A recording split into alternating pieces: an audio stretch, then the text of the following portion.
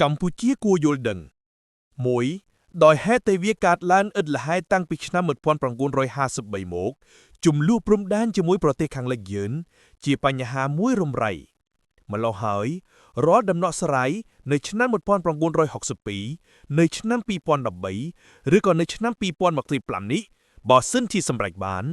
គ្រាន់តែជាការត្រីរៃគ្នាមួយដែលមានលក្ខណៈបណ្ដោះអាសន្នសម្រាប់រយៈកាលខ្លីឬរយៈកាលមធ្យមតែប៉ុណ្ណោះកុំសង្ឃឹមថានឹងមានសន្តិភាពយូរអង្វែងនឹងជាស្ថាពរ2ហេតុអ្វីពីព្រោះម្យ៉ាងអ្នកជិតខាងមួយនេះបង្រៀនប្រជាជនគេជាច្រើនចំនួនកន្លងមកហើយឲ្យស្រណក់សោកស្ដាយសម័យកាលមុនអនុសញ្ញាឆ្នាំ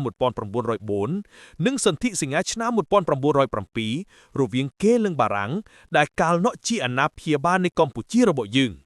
ពីព្រោះម្យ៉ាងទៀតអស្ថិរភាពនយោបាយសឹងថាជាអចិន្ត្រៃយ៍នៃអ្នកជិតខាងមួយនេះ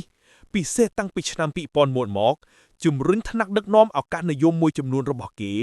ទាំងស៊ីវិលនិងទាំងយោធា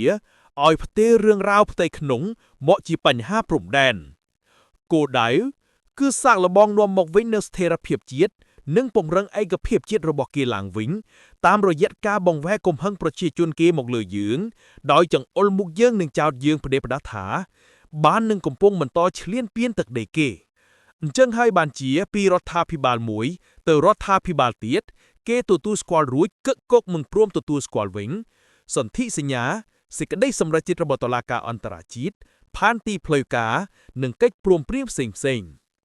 នៅចំពោះមុខបញ្ហាតជំនាន់នេះកម្ពុជាយើងនិងខ្មែរយើងត្រូវមានជំហរច្បាស់និងត្រូវចេះបដិញ្ញាចិត្តច្បាស់ជំហរច្បាស់គឺយល់ដឹងថាពលិកម្មក្តីក្លាហាននិងភាពធន់របស់កងទ័ពយើងនៅខាងមុខត្រូវតែជំរុញជនរួមជាតិយើងនៅខាងក្រោយឲ្យចេះនឹងចង់ពង្រឹងឯកភាពជាតិឲ្យរឹងរឹតតែមាំនិងខ្លាំងសន្តិសុខនៃកងទ័ពនៅខាងមុខជាសន្តិសុខរបស់ប្រជាជាតិយើងទាំងមូលលក្ខការឬមិនត្រូវផ្សព្វផ្សាយព័ត៌មានសម្ងាត់ដើម្បីរក្សាការពារប្រយោជន៍ជាតិទាំងមូលជាការចាំបាច់ចាញ់ឈ្នះមិនមែនជាដំណោះស្រាយហើយឈ្នះដោយឲ្យតម្លៃតាមកិច្ចចរចានិងជៀសវាងសង្គ្រាមមិនមែនជាយុទ្ធសាស្ត្រកំសត់តែចាស់ទុំនិងប្រកបដោយចក្ខុវិស័យវែងឆ្ងាយទាំងនេះគឺជាជំហរច្បាស់ដែលយើងត្រូវប្រកាន់រីឯការបដិញ្ញាចិត្តច្បាស់គឺយល់ដឹងថាបណ្ដុះបណ្ដាលនិងអភិវឌ្ឍស្មារតីស្នេហាជាតិហើយទន្ទឹមនេះច្រានចោលជាតិនិយមជ្រុលដែលជាមនោគមវិជ្ជាប្រកបដោយគ្រោះថ្នាក់ជាការចាំបាច់បំផុតពីអំណាចទៅទាំងថ្នាក់ដឹកនាំទាំងពលរដ្ឋពិសេសយុវជននិងយុវនារីត្រូវបន្តប្រឹងប្រែងអភិវឌ្ឍខ្លួនពិសេសពេលសុខសាន្តត្រាននិងអភិវឌ្ឍកម្ពុជាឲ្យក្លាយជាប្រទេសនិងប្រជាជនខ្លាំងពូកែដើម្បីទប់ទល់នឹងការប្រមាថការជន់ឈ្លា